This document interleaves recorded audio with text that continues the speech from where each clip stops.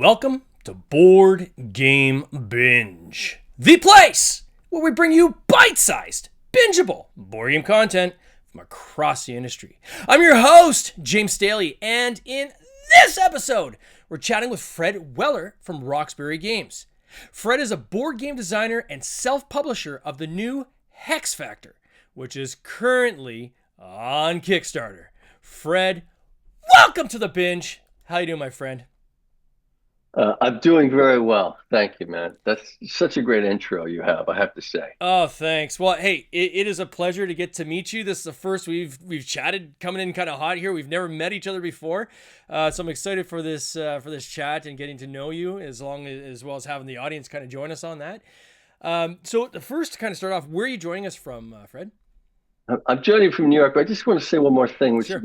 most podcast intros, you have the music and there's a build up and there's a little bit of a letdown. It's not, you want that kind of 1, 2, 3, 4 of a rock show. And you have that. You really do. You've got the 1, 2, 3, 4 podcast equivalent. I love it. Well, It's thanks. I great. appreciate the kudos. So you're joining us from New York, then, are you? New York City, yes. Oh, sweet. So That's we're in the right. same time zone. I'm just north of Toronto here in Canada. And then, so you've been designing games for quite some time, or how did you get into the industry? When did you start kind of designing?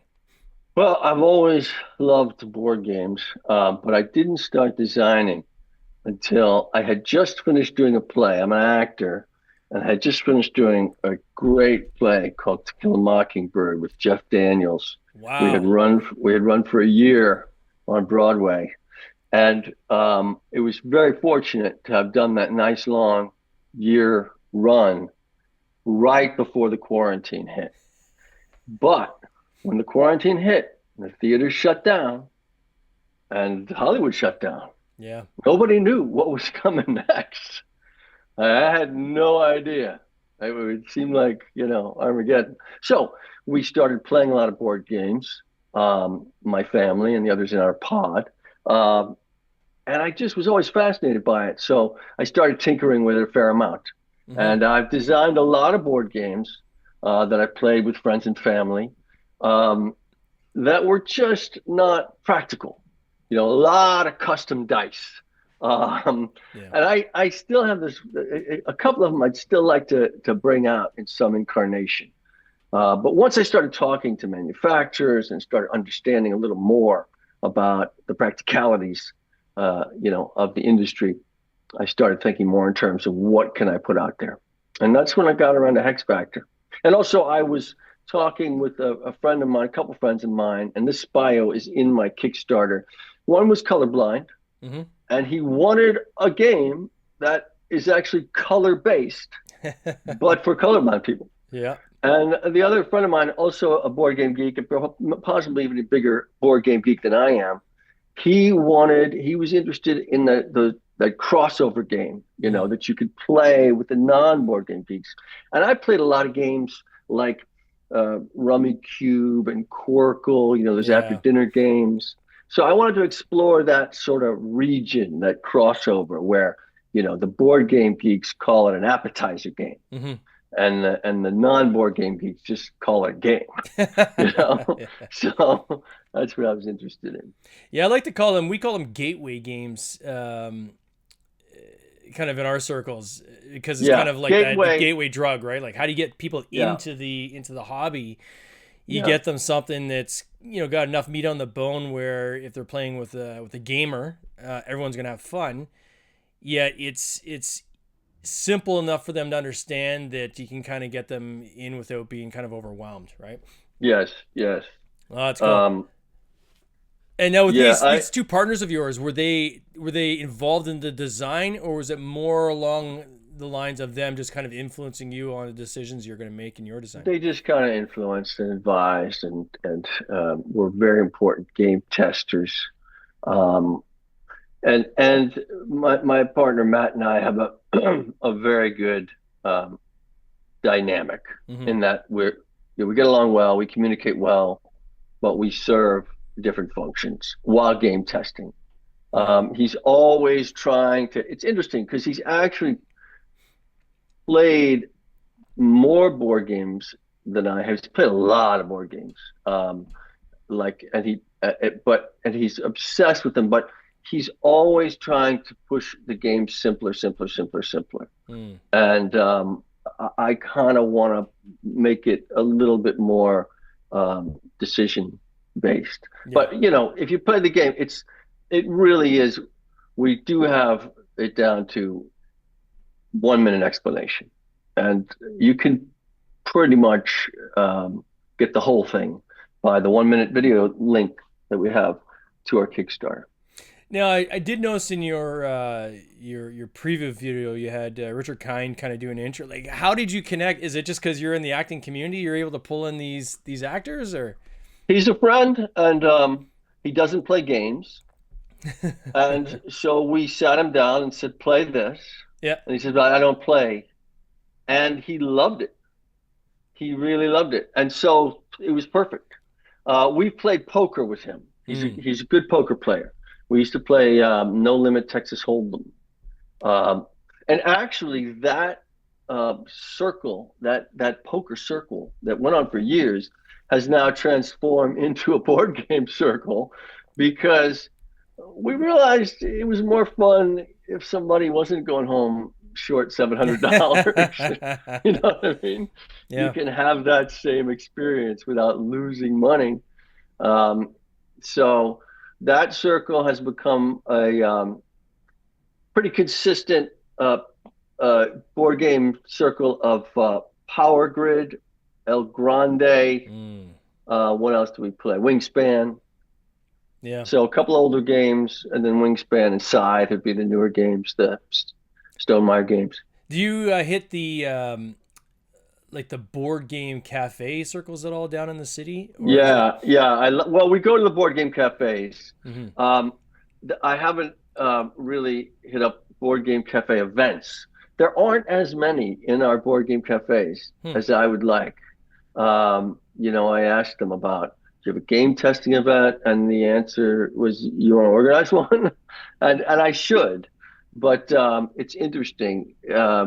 I guess because New York is so big Yeah. that it would be overwhelming, or I don't know. But I have to go in there and hit up Hex and Co.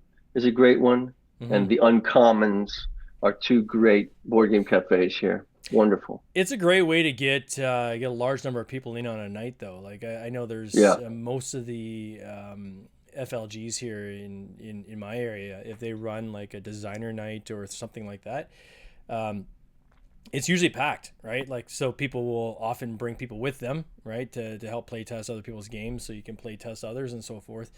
Or even like panels. Like, there's an upcoming panel at the Board and Beers and Boards in Hamilton here in another month, and they're just gonna have a panel of game designers from the area, where people who are wanting to get in and design, or wanting to get in and start doing games of their own, can talk to other people that have done it, right, and just kind of pick their brain and get their thoughts on the that's industry. So fantastic.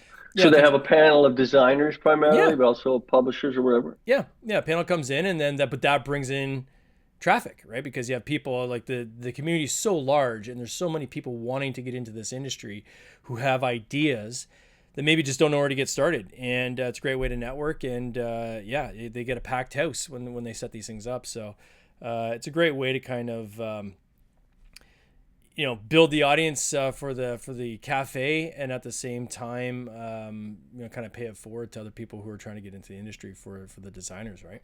I love the idea of expanding the audience because Yeah. I just think everybody should be doing this. Yeah. Everyone should be playing games, obviously. You know, And I always say, like, if somebody wants to publish, you don't have to go like all out with Kickstarter and things like that. You can self-publish just going with like Game Crafter, and do 10 sure, copies. Create 10 great. copies of a game, and just sell them to your friends and family. That's I fine agree. too. There's nothing wrong with that, right? Yeah, Allows you to kind of scratch that itch of the creativity and wanting yeah, to kind of get something out and get other people playing something you've created, without the high stakes of potentially doing like a crowdfunding campaign or something like that, right?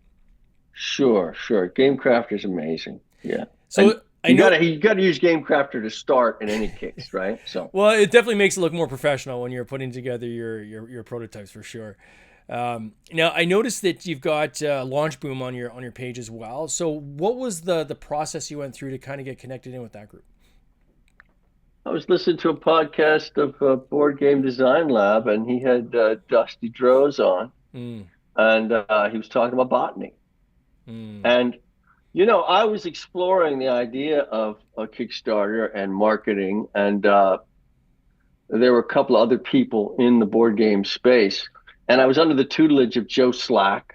mm-hmm. I took a couple of his courses, and he at one point he was talking about different marketing companies and said make sure they're in the board game design space, and that was before Dustin and his wife came out with Botany and used Launchboom. Yeah. And they use Launchboom. He talks about this in the podcast. It's very funny. Um, and by the way, there's no one more generous with wisdom than Dustin Droz. I Yeah. mean, he's just extraordinary. I don't know how he finds the time, given all he's accomplished and all he continues to accomplish, to reach out to people like me and say, "Do this," and answer questions. It's incredible. Mm-hmm. But he didn't know anything about Kickstarter, and so he just Googled how to Kickstarter, and they brought him to Launchboom. Mm-hmm. And since Botany, Launchboom has very much become in the board game space, Yeah. as Joe was putting it. So that I can't recommend them highly enough. They're incredible, and through them, I connected with people like Dusty, who were just answering questions. Yeah, Launch Boom is fantastic. We've had them on the Mark on the podcast, the owner of Launch Boom, and I'm a big fan as well. And Yeah. even if you don't sign up with Launch Boom, I highly recommend people go on Amazon and just buy the book. So Launch Boom has a book that you can get in a digital and get the digital version because it's got hyperlinks that take you to different templates, free templates that they've set out that you can use. Everything from crafting your message up front to kind of determining who your audience is to literally how to structure an ad. Like it is a very good read, and it is an immense resource, kind of a critical resource, I would say, for anybody that's looking at doing this. So if you're serious about crowdfunding and self-publishing, definitely a great book to get. You can take that one step further and actually hire their services and use some of their tools as well, because they take it to the next level, which in terms of like media buying and so forth, you can use their internal platform, which many have found very helpful.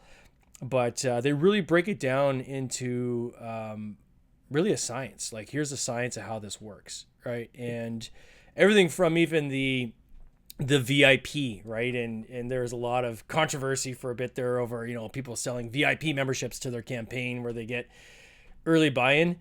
And I was talking to Mark about this, and it was at the time it was right in the middle of all the heat around that, and he was a bit apologetic. And I said, Mark, don't hate the player, hate the game, man. You've created a tool that functions because it's the way people operate. It works because it's the way people behave. That's not your fault. Yeah. That's the behavior of the people. You've just got the tool that actually leverages it, right? So don't feel bad. I've used their VIP program. It is fantastic. What's great about VIP, and this for those who are listening are saying, what the heck is he talking about? They have a thing where you might have seen this out there that you pay $1 now and you get VIP status, and then that's going to give you like an early gift, or maybe you get a discount, or you get something for being a VIP. But the psychology behind it is if you invest literally anything, even $1 now, it's something like you're 60 times more likely to actually fall through on your pledge than if you just see our ad for the first time and then have an opportunity to make the decision then. So you've already psychologically you've already made an investment.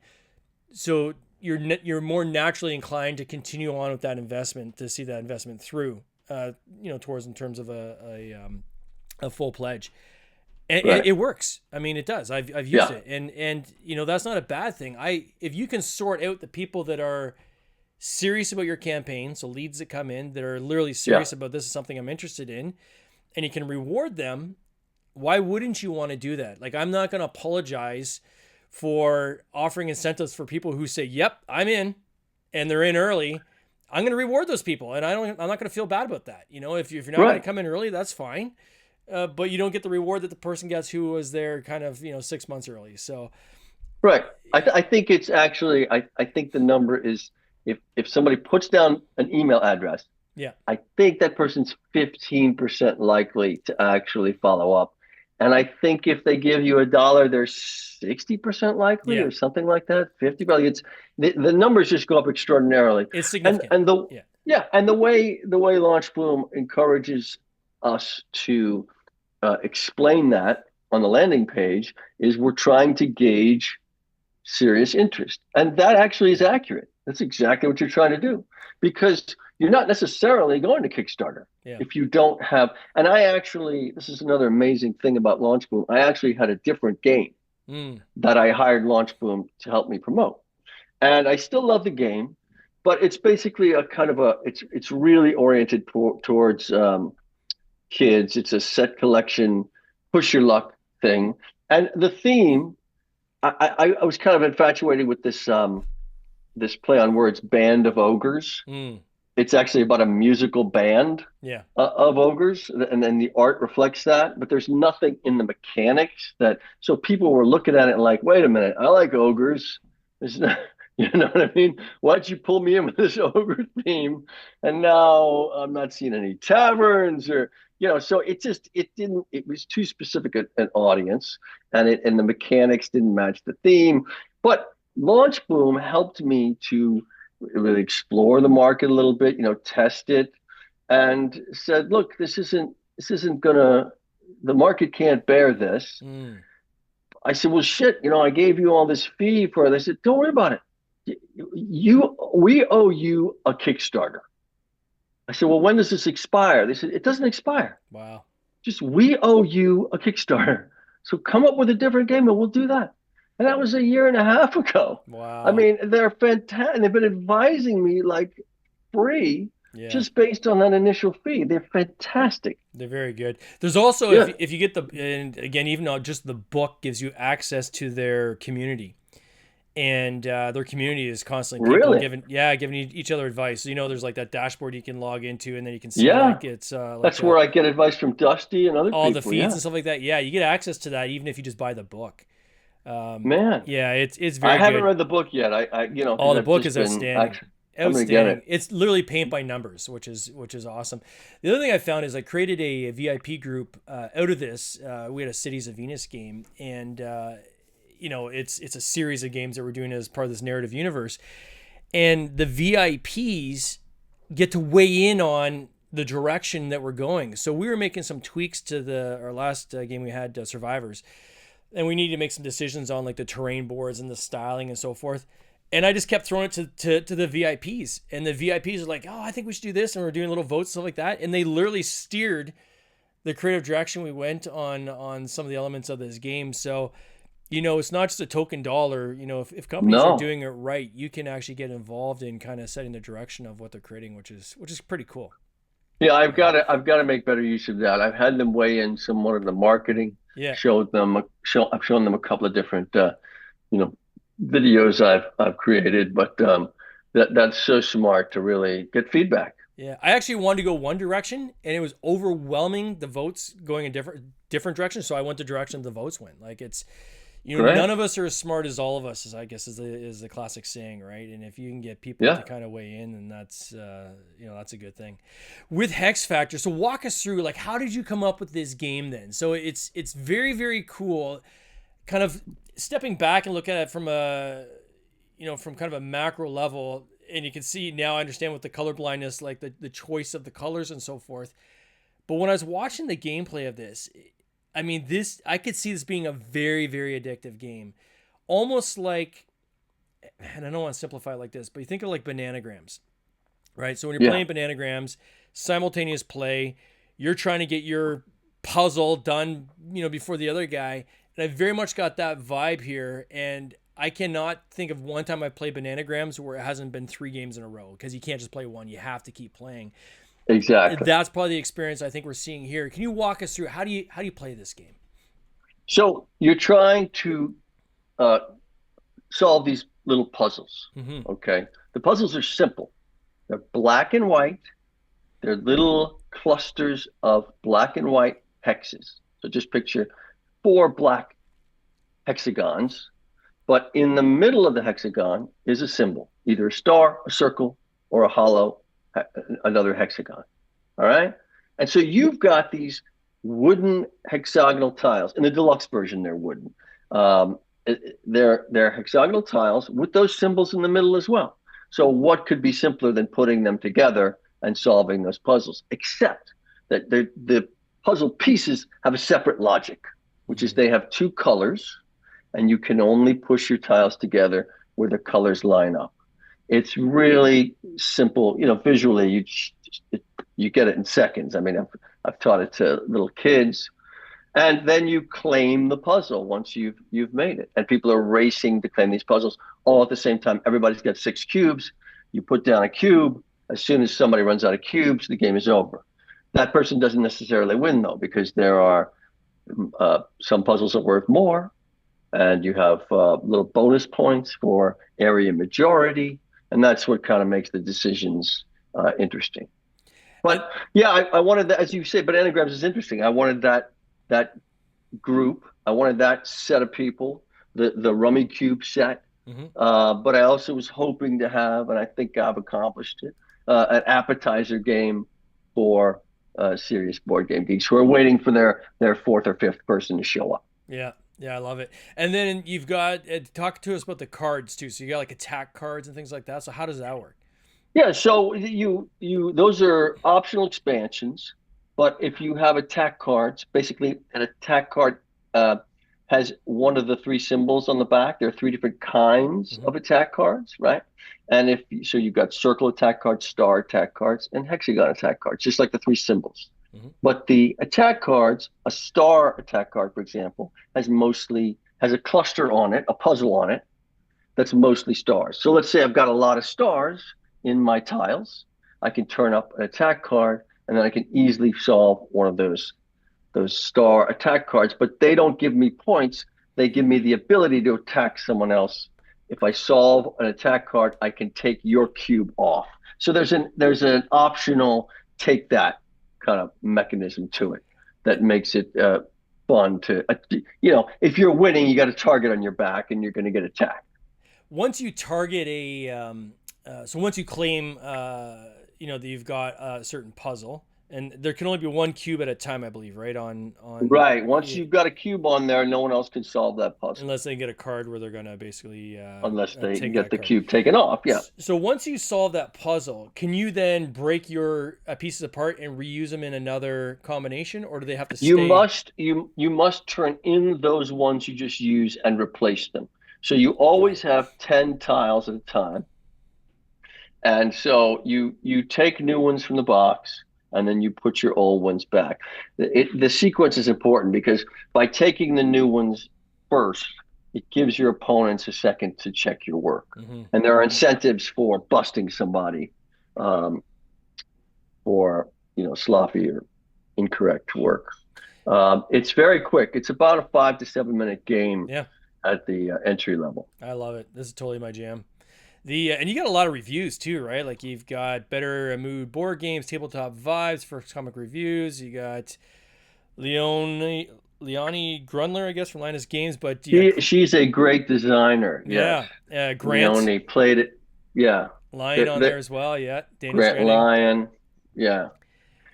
So you've got you've got the main players that are all giving you the thumbs up. That's amazing. How did you go about finding? So for someone out there that's looking to do their own Kickstarter, clearly reviews are important, right? They are critical. You need to have on your page showing that some people have looked at this game other than just your brother and sister, right?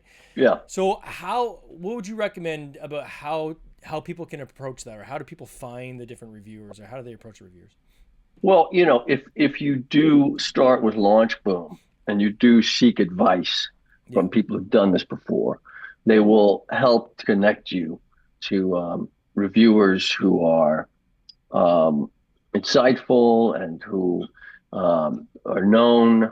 But also, I started putting my ads out, and I got people reaching out to me, like Calvin Daniels, who's actually, I think he's in Canada. I can't remember. I think he's in Toronto. Mm. First Comics News. Um, but he just reached out to me, and then I sent him a prototype, and I didn't hear from him, and I thought, was that a scam or what? You know what I mean? Like, I didn't know, and I kind of Googled his name, and I was trying, and then he got back to me, and after I asked him what's going on. Did you get the prototype? And he sent me the link to the his write up. He said it's been out. Mm. I said, "Why I couldn't, I missed it, but it was fantastic." I mean, he doesn't use the word addictive, but he describes addiction. He says you lose Yeah. around and you immediately want to play again. Yeah. And so, that uh, really is very helpful because that's the kind of review I was looking for. And it's been my experience, and it seemed to be the experience of the people who tested the game at PAX and board game conventions. They want to play again. Yeah. So I love that. It was very helpful. But Did I you? guess go ahead. I was gonna say, did you find that the conventions helped?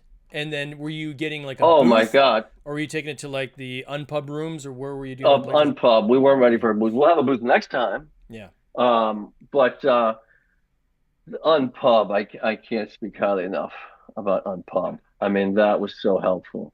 But Matt and I were nervous going in yeah, because that you're going into the center of the geekerati there. I mean, they're really and they can be pretty hard.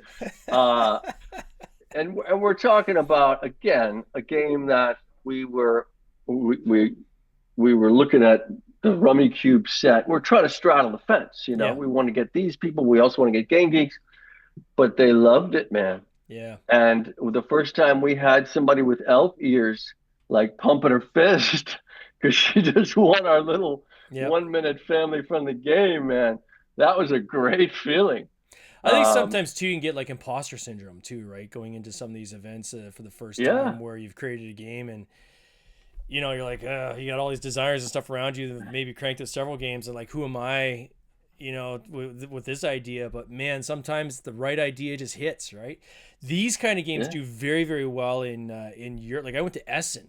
I'm not sure if you guys have been to Essen yet in Germany, no, but these kind of games, abstract things like that, like there's huge sections of that convention dedicated to this type of a game.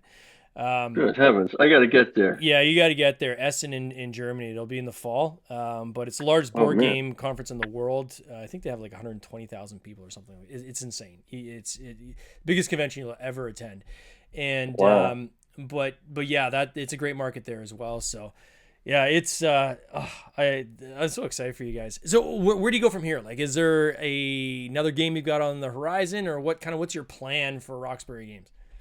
Well, we want to reach out to small game shops. Mm, We want to, I talked a long time ago to this guy who made this game called Tenzi. I don't know if you're familiar with this. It's yeah, just like 40 dice in a tube. It's really a silly thing, yeah, but he talks about setting up a little kind of display that's small enough to go by the register and giving that to little stores mm, and giving them an open copy of the game yeah, so that people can play it mm, and really just kind of hands-on outreach. So I want to do that, and I want to also take a deep dive into post Kickstarter marketing on with a company called Toy Launch, mm, which works a lot with Amazon. yep, And yeah, that's primarily it. Although I do have a friend who's got a board game in the works that has one of the greatest themes that I have ever seen, but I can't tell you what it is.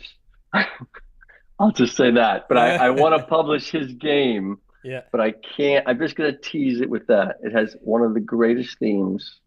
Yeah, his name is Ashley. That's all I'll say. So do you see yourself like getting into like the publishing game and just like publishing other people's titles? Is that Maybe it's a lot. It's a lot of work it doing is? Kickstarter. Yeah.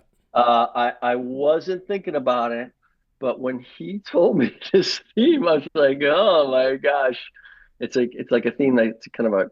I mean, I'm teasing you here because I don't want to talk too much about something and then just totally tease you about it. But it's a crossover type theme Yeah. where it could bring people in who are interested in this one. You know, the way Wingspan brought in people interested in birds. Yeah. Anyway, I'm a little bit interested in that, but of course, first I got to get Hex Factor out there. But Well, Fred, I want to wish you all yeah, the best on this campaign. Like it's awesome. And for those that I will put a link in the show notes so people can check it out. But I mean, you've already gone way over your funding goal. I'm going to put this in Canadian dollars. That's the only way I can see it. But you're at like $38,500 on a $4,500 goal, 413 backers. You still got 15 days to go. You're only halfway into your campaign. So this is going to hockey stick up. I'm pretty sure you're going to be very happy with where this lands. It's already trending quite well. And, man, you're right in the zone, my friend, of those kind of games that people want to have in their game bag at all times. So when they go to game night, they've got something they can pull out and kick the night off. So good for you guys on this, and I want to wish you all the best. thank you so much, James. Thank you so much for having me. All right, my friend, you take care. Cheers. Bye-bye. This has been an episode of the Board Game Binge podcast, hosted by James Staley, produced by James Staley and Mike Bruner, with original music by Nick Smith. If you would like to watch these interviews live, simply subscribe to our YouTube channel, Board Game Binge, and you'll get access to live interviews, giveaways, and interesting board game content from across the industry. I can't wait for you to join us. See you next time.